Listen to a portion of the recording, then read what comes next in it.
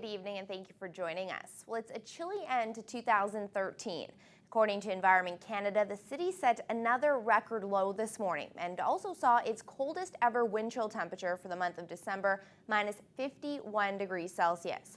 Thunder Bay residents were bundled up and braving the cold again on this final day of the year. The sidewalks were mainly empty of pedestrians, but we did find a few people getting around on foot. Environment Canada meteorologist Jeff Colson says we shattered a 46-year-old record at about 7 o'clock this morning. Record for the coldest December 31st in Thunder Bay was minus 33.3, set back both in 1946 and again in 1967. This morning, though, we bottomed out at about 7 o'clock this morning at the airport with a temperature of minus 38.8, so breaking that record by more than 5 degrees, which is obviously a very notable accomplishment. The wind chill record for December was set just an hour later. Colson says we fell quite a bit short of the all-time wind chill low of minus 58.2 set on January 10th, 1982, but we dipped into the minus 50s, and that left many people having to jumpstart their frozen vehicles this morning. At about 8 o'clock this morning, a combination of temperatures still around minus 37, a wind from the southwest at about 15 kilometers an hour generated a wind chill of minus 51. And in looking back at the record books, that is now the coldest December wind chill that Thunder Bay has recorded. The previous coldest wind chill in December was December 31st of 1967, where the wind chill was minus 49.7. The bitterly cold weather is expected to continue for another 2 or 3 days, with temperatures far below seasonal. On the bright side, we will see a lot of sunshine in the next few days.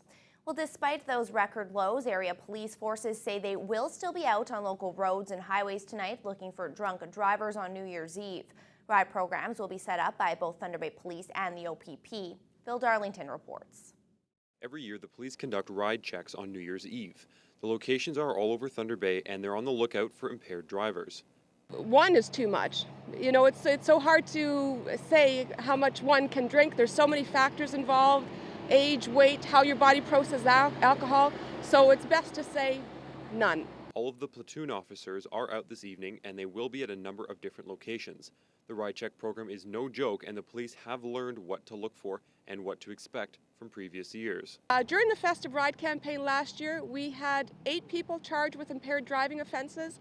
4 people were issued suspensions.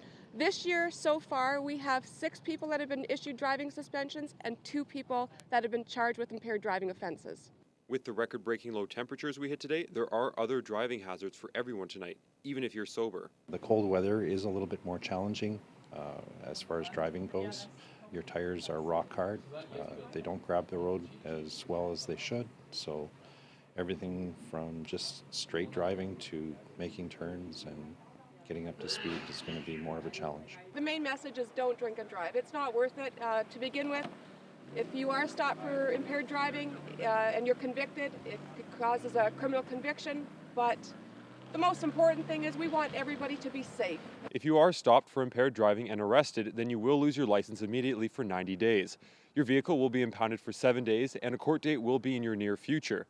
If you do see impaired driving, then please call 911 because you might just save a life. Phil Darlington, TBT News. Ontario Provincial Police are investigating a sudden death in Atikokan. Police were called to the scene just after 9 o'clock this morning following reports of a deceased male found inside a home. Members of the Rainy River District Crime Unit as well as the Thunder Bay Forensic Identification Unit were called in to assist. Postmortem is expected and the investigation continues. A helicopter rescue mission is now being planned for those people trapped on board a research vessel in Antarctica. 2 icebreakers from China and Australia have already failed to reach the 74 scientists, passengers, and crew, and the chopper lift may be delayed as well. But as Adrian Arsenault reports, no one on board appears too worried. You really have to hand it to them. Either the passengers and crew aboard the stranded Antarctica research vessel really are getting along very well, or a week into being stuck, they're doing a great job of faking civility. It's the 31st of December at 3 p.m. We've just learned the Aurora can't reach us, so Ben is preparing the helipad by getting the team to stomp down in this snow and ice so the Chinese helicopter from Snowdragon can reach us when the weather improves. When the weather improves, what a cheerful wish and a complicated one. These happy folks can stomp all they want, but the Chinese rescue vessel, the Snow Dragon, that came looking for them, can't get past the ice. Another one, the Australian Aurora, is too far away.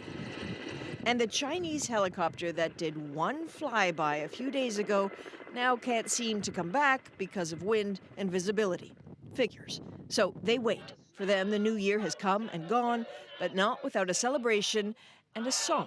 Up in the air, a Chinese came, flew around once and left again. The French dropped by but couldn't get near. Bloody great shame, we're still stuck here. Academic Tchaikovsky, academic Tchaikovsky, academic. It goes on a bit, as does this. The wait and how they spend their time. Something they edited and put to music just for something else to do. There's enough food and supplies for weeks. No one seems in any danger, and research work apparently continues. But the skies and the seas are watched constantly, and the plans change with every shift in the wind. Here's the latest. The idea would be that the helicopter would fly from Snow Dragon, evacuate the people to the Aurora icebreaker, and from there they'd go to Casey, the Australian Antarctic base. And if that doesn't work, a massive American icebreaker is en route. Should be there in 12 days.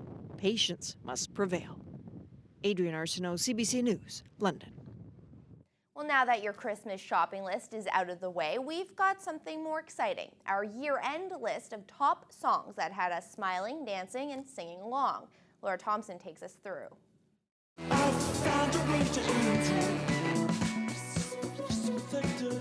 Arcade Fire debuted their swirling new sound with Reflector. The song is textured, ambitious, somewhat dark, and very rhythmic, with props to David Bowie and producer James Murphy for pushing it to practically perfect. Don't mess around. Bright lights is enticing, but look what it did to Tyson. All that money in one night, 30 mil for one fight. Jay-Z contemplates the high cost of fame in Holy Grail. Smooth melodic rap that looks to Justin Timberlake for its solid pop hooks. This was a top song of the summer, set to endure far beyond. Holy Grail. So let's make things physical. Our dreams should appear so typical. Canadian indie rock twins Tegan and Sarah are far from typical, especially now, since this song, Closer, catapulted them into the mainstream. A triumphant, catchy tune about the thrill of young love.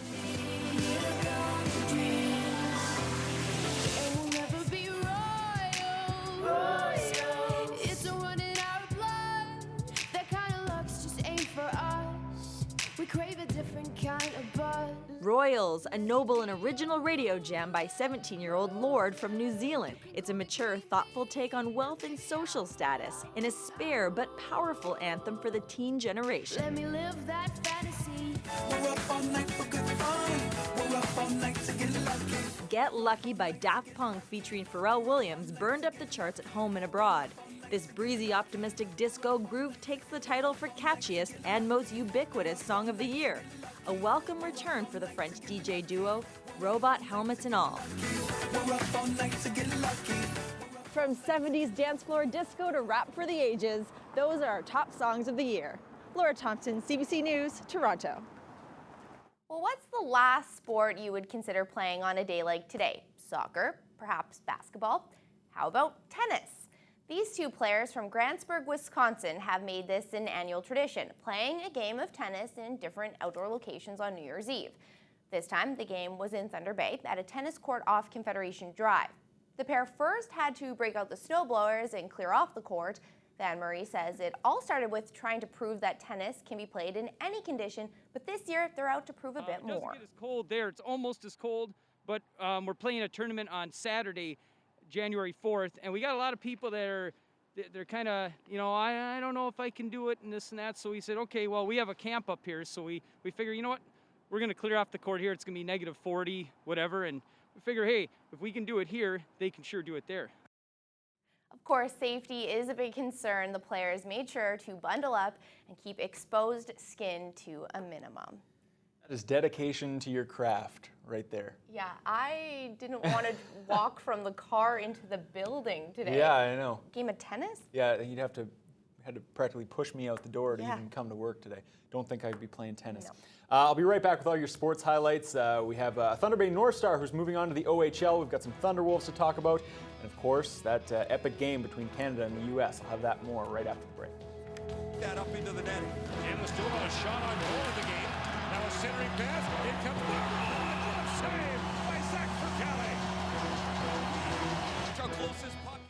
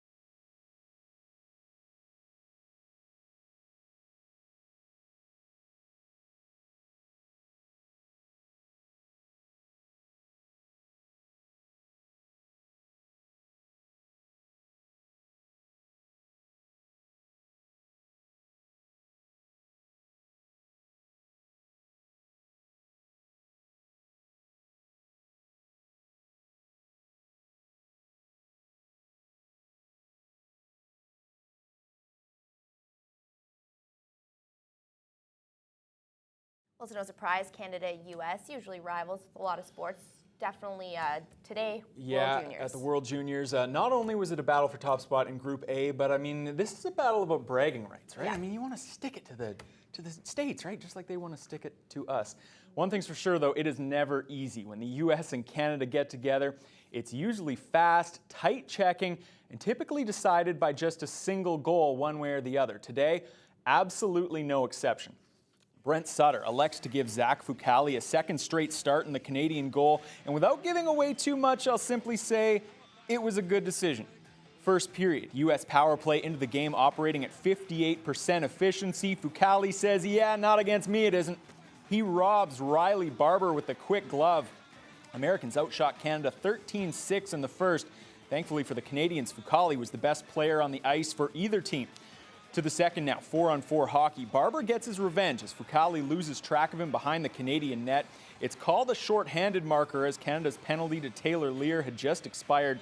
Either way, it's the opening tally of this game. Canada's dubious streak of allowing the first goal in every game continues. The Canadians, though, controlled play for much of the period, and you could just sense that something was coming. Jonathan Drouin rings it off the post. A minute and a half later, Bo Horvat finds iron. Canada doing everything but scoring a goal. But with about 7:40 left in the second, a sprawling Anthony Mantha shovels it across to the suddenly red-hot Nick Patan. He's got the last 3 goals for the red and white. Remember, he scored the winner in the insurance goal against Slovakia. We're all knotted at 1, headed to the third. Much has been made about young Connor McDavid in this tournament. Remember, he was benched in the Czech game. Well, he's on the ice here. He's back on it for Horvat. 2 shots on goal. Power, they score! Connor McDavid! Connor McDavid has his first goal at the World Junior Hockey Championship, and it's given Canada the lead. Ah, the iconic Canadian Mountie. Maybe that's what I'll wear to my New Year's Eve costume party. Anyway, McDavid becomes the first 16-year-old to score for Canada at the World Juniors since Sidney Crosby in 2004. The U.S., meanwhile, trails for the first time all tournament long, just over 2 minutes later. Canada in full control now and on the power play. Drouin, after a nifty move, finds Curtis Lazar in front. He slips his second by John Gillies. 3-1 Canada, but can they hang on? Midway through the third, Jack Eichel of the Americans thinks he's scored, but Fucale manages to keep it out. Minutes later, Canada on the power play when Josh Morrissey blows a tire. Connor Carrick in alone on Fucale. The Canadian netminder was just that good today. He stretches out and just gets a toe on it. Canada hangs on to beat the Americans 3-2. You know it's a big game when even Brent Sutter gives a little fist pump afterwards. The Canadians clinch first place in Group A. They'll play Switzerland in the quarterfinals. Well, the Lakehead Thunderwolves hockey team opens its second half schedule at home this weekend against Toronto. Forward Trevor Gamache will likely miss the rest of the season after he broke his wrist this past Friday against Laurentian. It's yet another painful reminder that as a team, you can never have enough depth. Coach Bill McDonald isn't opposed to adding to the Wolves roster mid-season. He revealed this weekend that he had, in fact, made a play for San Francisco Bulls forward Brett Findlay, who leads the ECHL team with 20 points. The Echo Bay, Ontario native, however, decided to stay in the professional ranks. McDonald says Findlay has been on his radar for a while. We've been after him for a year, and he chose to stay in the East Coast League. He was a hair away from coming here, but I've been in them leagues, and I know what the coach does. He played his ass off, and he's leading his team in scoring, so he chose to stay, and he would have been a real good addition. McDonald will continue to look for talented players that he believes can make an impact for Lakehead. He makes no secret of the fact that he'd like to improve the depth on the roster, but the coach insists he won't welcome just any skilled player into the locker room. He has to be an unbelievable character guy, because if you had a guy during like halfway through and the guy's not a real character guy, then you could tear your dressing room apart too. And we've been going pretty good, but not to say we won't add a guy. But I think you really have to find the right guy to bring in. Zach Grzelewski of the Thunder Bay North Stars has agreed to a contract with the OHL's London Knights. The Thunder Bay native was the Knights' 6th round pick in the 2013 OHL draft. He'll play his first game for London tonight when they host the Sarnia Sting. Grzelewski recorded 20 goals and had 18 assists in 28 games for the North Stars this season. The winger will wear number 81 for the OHL club. The Toronto Maple Leafs have given captain Dion Phaneuf a big vote of confidence. The team signed the defenseman to a 7-year contract extension worth $49 million. They made the announcement today as the Leafs prepare to face the Red Wings in tomorrow's Winter Classic. That game, by the way, could be a true definition of a Winter Classic. The New Year's Day forecast is calling for as much as 13 centimeters of snow in Ann Arbor, Michigan. That could make things interesting. Meanwhile, there's a full slate of NHL games this evening. Not the case last night, though, with only 4 on tap. We'll start in our nation's capital with Ottawa hosting Washington. Not a good start for the Sens as they find themselves down 1-0 early in this one. Joel Ward, strong in front of the net. He slips his 12th past Craig Anderson. Ottawa responds, though, still in the first. Check out the tape-to-tape passing between Mika Zibanejad and Corey Conacher.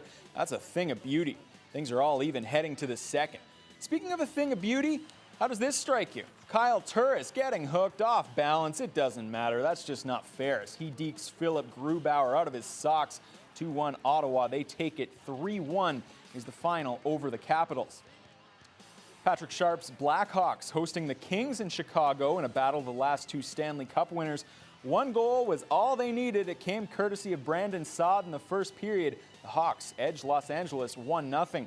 Detroit visiting the Predators. Carter Hutton with the night off for Nashville. Craig Smith does it himself in the first to put the Preds up. They win 6-4 over the Red Wings. Philadelphia, meanwhile, needed a shootout to beat the Vancouver Canucks. 4-3 Flyers is the final score in that one. Well, it was a good showing for Thunder Bay skiers at the first Ontario Cup race this weekend in Duntroon. Victor Hopper finished atop the podium in both the open men's 3-meter freestyle and the open 10-kilometer events. Leaf Lenny won the open men's 15-kilometer. Amy Matthews took home 2 silvers and a bronze in the senior and open women's categories. Junior women's skier Camille Ham also won a silver and bronze in the freestyle sprints and 5-kilometer events, respectively. Brianna Von Leeuwen also took a silver. Well, Haley Irwin and the Canadian women's hockey team continue to gear up for the Olympics. The club completed an exhibition series with the United States last night at the Air Canada Centre. The Canadians looking for a win after 3 straight losses in the cross-border series. No score until the second period when Hillary Knight tips it home off the Kelly Stack pass. Genevieve Lacoste caught going the wrong way, 1-0 for the Americans. Still in the second, U.S. on the power play, leading 2-0 now. Knight in front once again, but it's the Megan Bozek point shot that makes it 3-0. So the Canadians need to get something going. And in the final minute of the period, Natalie Spooner scores. What a move to beat Molly Schaus. Canada on the scoreboard with a period to play. Early in the third, Breanne Jenner, she'd get her own rebound, and she'd bury it. Nice individual effort to draw Canada within 1, but that's as close as they'd get. The U.S. wins 4 straight to close out this exhibition series. You know at some point these two teams will likely square off for a medal at the upcoming Sochi Olympics. It seems like they always do. Yep, Canada and U.S. There's a theme there. Bitter rivals. Yeah. Yep. Stick around. Weather's coming up next.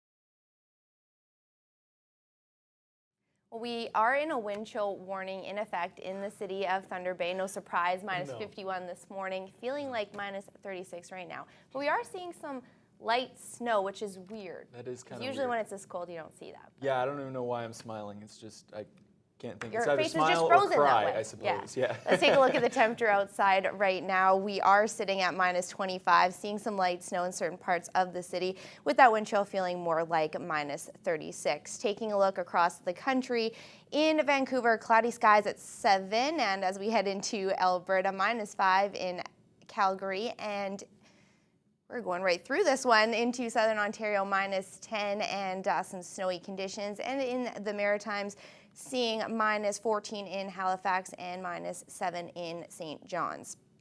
Across the region tonight, -35 in Dryden, -38 in Upsala, Pickle Lake, as well as Big Trout Lake, -33 in Marathon. That's all before wind chill factors, so be careful if you are heading outside. Make sure that you don't leave any skin uncovered for more than a couple of minutes, because it's not good for you. Tomorrow, things are going to be improving slightly, but still seeing -26 in Kenora and Dryden, -25 in Armstrong, Upsala, -32 in Big Trout Lake. The upside, we will see a fair amount of sunshine throughout the region tomorrow. And tonight, for your New Year celebration, it's going to feel like -36. That's going to be the actual temperature, feeling more like -44 with those winds out of the west-northwest, 11 to 22 kilometers per hour. And if we look at our 5-day forecast for the start of the new year, very warm, -21 is expected for the high, dropping down to -29 Wednesday night into Thursday, mainly sunny skies, and -18. A little bit of a relief for Friday and Saturday, expected -9 and -6. Things are dropping Saturday night, however, to -25 degrees. And then for Sunday, mainly cloudy skies with a high of -9. So Friday to Sunday, we're expected to see likely more seasonal conditions than we have for the past few days. But we could see some snow with those warmer conditions, about 60% chance on Friday. So I like that. You like the fireworks? I like that firework graphic. Yeah, That so you was don't even have to go. Very festive. I wonder if -44 temperatures affect fireworks at all. I don't know. I Probably. don't know. That could be a dumb question. I don't know. Probably. I don't. Yeah, I probably. don't think anything really is supposed to work in those kinds of temperatures. So. I mean, a lot of people's cars aren't working, so I don't. Absolutely. I doubt the fireworks are going to be happening. No, stay indoors. We don't know that. Yeah, enjoy your New Year's indoors. Have a Happy New Year, have a great everybody. one.